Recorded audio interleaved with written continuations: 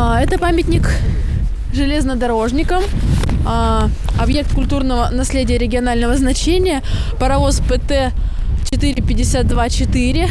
Он был закуплен в 1952 году в Финляндии.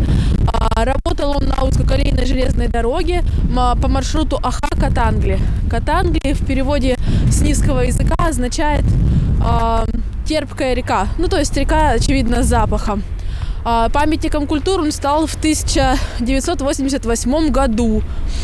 На таких паровозах, примерно на таких паровозах осуществляли свое сообщение в Великую Отечественную войну. Железнодорожное сообщение осуществляли в Великую Отечественную войну. Ну и таким образом он выглядит сейчас.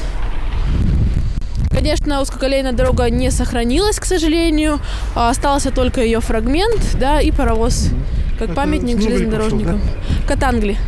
Это Катанга, это где? Ну, это в сторону Ноглик, но не совсем Ноглики. Не совсем Ноглики, да? Да. А до Катанги что-то ходил-то? Паровоз, железная дорога была. Большая, да? Узкоколейная, вот. Нет, это до Катанги, до Охи. А там дальше, с Катанги дальше куда-то шло? Ну да, да, была другая железная дорога. Железная. Да, не узкоколейная, да. Это как бы уже японская какая-то. Да. Слушай, говори.